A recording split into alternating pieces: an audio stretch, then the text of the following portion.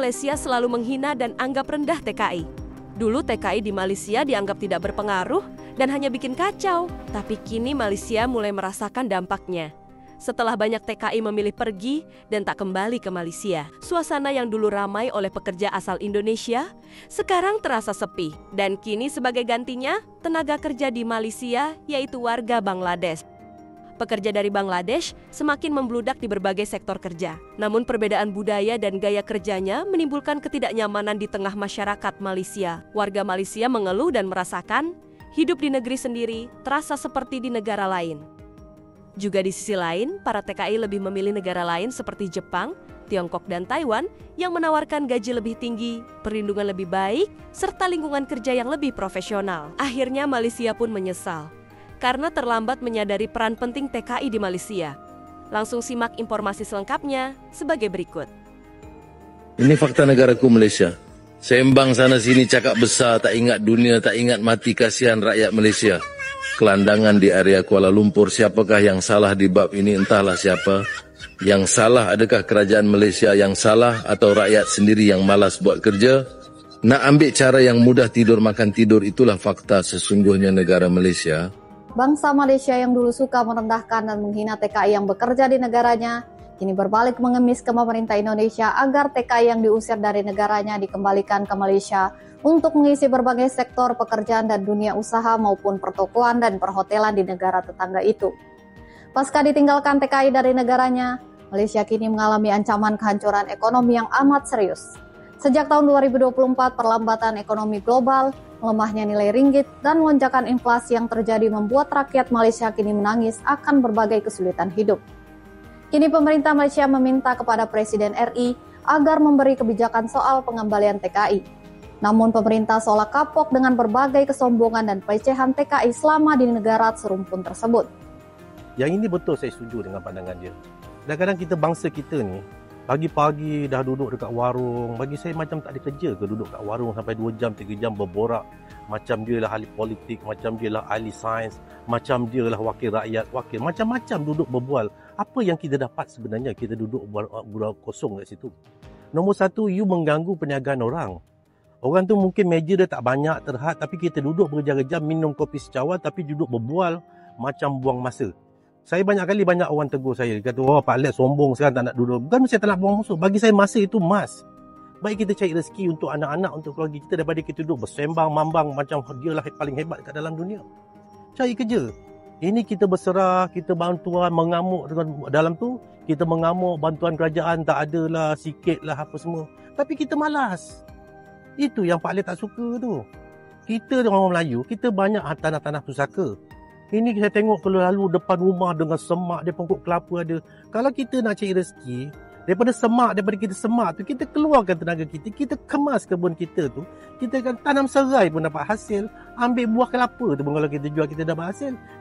Anda percaya tak, tanpa orang asing, ekonomi Malaysia akan merosot, terutama sektor pembuatan dan sektor pertanian. Kalau tak ada warga asing, ekonominya lumpuh. Tapi orang Malaysia tak mahu warga asing.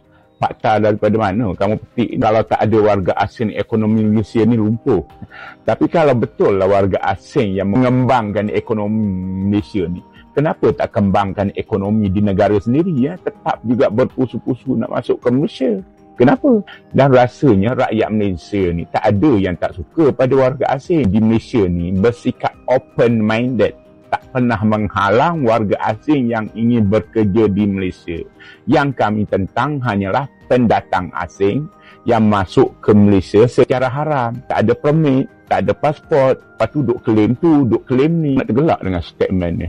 Kerana warga asing, ekonomi Malaysia berkembang. Daripada mana tak tahulah dia petik data ni. Ramai je rakyat Malaysia yang berniaga secara besar-besaran sampai bina empire. Ramai saja founder-founder daripada Malaysia ni yang berjaya ke peringkat dunia. Kenapa Malaysia nak bergantung kepada warga asing pula? Baru-baru ni Prabowo telah mengunjungi Perdana Menteri kita Anwar Ibrahim dalam masa 1 hari. Mungkin ada hal penting untuk dibincangkan oleh kedua belah pihak. Mungkin datang ada masalah antara hubungan diplomatik, itu kita tak tahulah. sebab itu antara pemimpin dengan pemimpin. Tapi sebagai rakyat Malaysia, kita menyokong usaha-usaha yang dilakukan oleh Prabowo dan Anwar Ibrahim untuk merapatkan hubungan antara dua pihak, antara Indonesia dan Malaysia. Indonesia adalah satu negara yang besar. Mungkin kita boleh bergantung kenikmatan perniagaan dengan Indonesia. Siapa tahu ke depan kita tak tahu. Cuma sebagai rakyat, saya nak bagi tahulah bahawa ini kerajaan ada berura-ura untuk menambah pekerja-pekerja daripada Bangladesh. Ya, melalui Bastinet ke apakah itu kita tak tahulah. Mendapat desakan daripada kerajaan Bangladesh supaya menerima pekerja rakyat mereka yang bekerja untuk bekerja di Malaysia. Terbagi sebagai rakyat, saya ingin meluahkan perasaan, pendapat. Cukup-cukuplah Bangladesh yang ada di negara kita. Mereka telah bekerja dengan baik. Seandainya kerajaan ingin menambah pekerja, ambil saja daripada negara jiran kita, Indonesia, itu lebih baik. Daripada dalam masa yang sama kita dapat menolong ekonomi mereka. Ekonomi penduduk, bukan ekonomi negara, tidak, ekonomi penduduk mereka. Untuk memperbaiki kehidupan yang baik, yang bagus. Antara gejala sosial, saya melihat gejala sosial dibawa oleh Bangladesh ini terlalu keras, yang tidak menghormati penduduk tempatan, kurang hormati, walaupun mereka beragama Islam sama kita, tapi adat dan budaya mereka jauh berbeza dengan Indonesia, menghormati penduduk tempatan dan mendengar cakap. Itu beza dia.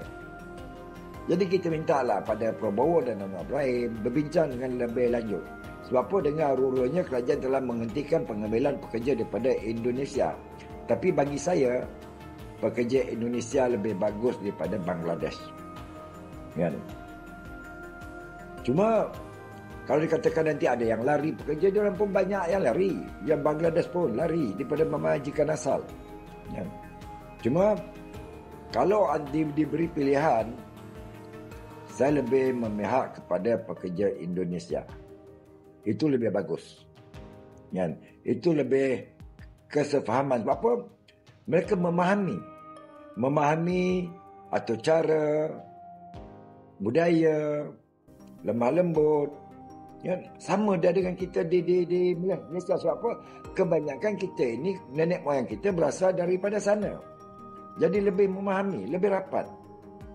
Jadi pada Perdana Menteri kita Anwar Ibrahim dan Prabowo bincangkanlah kembali. Kan? Tak perlulah kita nambah daripada jauh, daripada Bangladesh, daripada Pakistan, tu dah tak perlu, dah cukup daripada Indonesia. Sebab Indonesia punya penduduk yang cukup ramai. Dan kalau terjadi apa-apa, kita senang cari. Itu pucuk pangkal dia. Kan? Mungkin ada sesetengah daripada warga Indonesia memprovokasi, mengatakan Malaysia sedemikian, tapi tak jadi kudis pun. Tak jadi kudis. Akhirnya mereka malu sendiri. Sebab apa? Ramai pekerja Indonesia di Malaysia ini. Pada kekhawatiran saya yakin ramai orang Malaysia akan menyokong pendapat saya. Walaupun ada segelintir daripada pembantu rumah mencuri barang, itu biasa. Kan? Itu sebagai tuan rumah kita kena pantau. Yang biasa. Okay? Jadi janganlah kita kerana 1-2 orang kita nak menghukum keseluruhan orang. Okay? Tapi bagi saya, kalau diberi pilihan, dari Indonesia lebih baik bekerja di Malaysia. Kalau ada sesuatu yang berlaku pada pekerja anda di Malaysia pun, pihak polis di Malaysia mesti akan ambil tindakan secara adil. Kerajaan Malaysia juga sejak dulu banyak bantu Indonesia. Ingat dulu bagaimana Malaysia bantu Indonesia waktu tsunami 2004. Tsunami di Sulawesi tahun 2018 dulu pun kita bantu. Waktu COVID-19 dulu pun Malaysia banyak bantu bagi peralatan perubatan pada Indonesia. Waktu kapal selam Indonesia tahun 2021 pun Malaysia ada bantu mencari. Banyak sangat bantuan Malaysia pada Indonesia. Bahkan rakyat Malaysia yang bekerja, belajar dan melawat Indonesia pun sangat disiplin. Menawar harga, jual songkok, ada yang jual buah. Tu ada jual jeruk lagi. Abang di BKL ni nampak duk jual jeruk. Bangla. Nampak? Duk jual jeruk. Ni duk jual apa ni? Stocking lah, kopiah. Tak tangkap pun di BKL. Abang jual apa? Abang jual balon. Ni. Tu. Jual dalam kotak lagi ya. Dia jual apa? Tengok. Bisnes. Macam ni boleh pula. Jual sirih. Tak payah lesen kah? Nak jual sirih? Kat sini. Tawar-menawar. Ini saya berada di Pasar Petaling Jaya, Jalan Ottoman. Ini pasar paling tua punya pasar di Malaysia lah. Satu pasar yang begitu agresif. Begitu sibuk, jalan pun tak boleh tahu dulu. You tengok sekarang, semua tak ada orang. Semua berniaga. Duduk, customer pun tak ada. Ini semua kedai kosong. Nampak ni? Ini semua berlaku. Ada kedai-kedai yang disita oleh Majlis Bandaraya Petaling Jaya kerana dia ambil kerja pekerja asing. Macam-macam tuduhan dibuat. Masalah dia sekarang macam ni. Ini bodoh punya Menteri Besar Selangor. Ini bangangnya PMX punya kerajaan. Dia tak benarkan pekerja asing kerja dalam pasar. Dia cakap dia orang bagi sewa. Sekarang setahu saya yang ada jual ayam sini pun you tengok ni, kedai dia kena sita. Seberang sana itu ada ayam haji tu pun kena sita sana. Dekat hujung sana tu. Nampak tu? So, apa tujuan ini Majlis Bandaraya Petaling Jaya buat macam ni? Itulah informasi dan beberapa cuplikan video yang dapat kami sajikan hari ini. Semoga bermanfaat dan menghibur. Terima kasih.